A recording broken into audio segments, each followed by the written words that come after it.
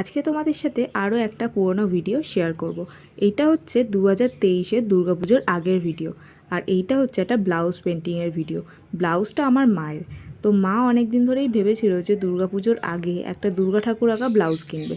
তো আমি মাকে বলেছিলাম যে তোমাকে আর ব্লাউজ কিনতে হবে না, তোমার কোনো একটা ব্লাউজ দিও, আমি সেটার মধ্যে দুর্গা ঠাকুর এঁকে দেবো। তো অনেক কষ্টে আমি মায়ের থেকে একটা ব্লাউজ নিই, কারণ মা ভেবেছিল যে আমি কী না কী এঁকে দেবো ব্লাউজের মধ্যে।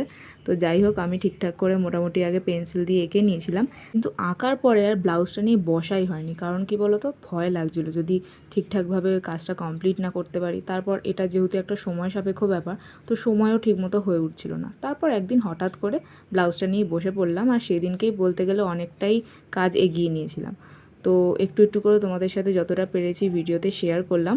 আর জানো তো, এই ভিডিওটা একবার ডিলিটও হয়ে গেছিলো। তো অনেক কষ্টে এটাকে খুঁজে পেয়েছি, জানি না আর কিছু ক্লিপিংস ছিল কি না, বাট যে ভিডিও ক্লিপসগুলো পেয়েছি সেগুলো দিয়ে এডিট করে তোমাদের সাথে ভিডিওটা শেয়ার করলাম।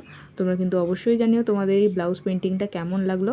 আমার মায়ের তো খুব পছন্দ হয়েছিল, আর আমারও খুব ভালো লেগেছিলো। আমি ভাবিনি যে আঁকাটা এরকম আমি করতে পারবো, মানে আমি ভাবতেই পারিনি যে ভালো মতো কিছু একটা আঁকতে পারবো আর কি। আর এইটা হচ্ছে ফাইনাল লুক। আর হাতার মধ্যে একটু ফাঁকা ফাঁকা লাগছিলো, তাই দুটো কলকা করে দিয়েছিলাম। তো দেখা হচ্ছে নেক্সট ভিডিওতে। টাটা।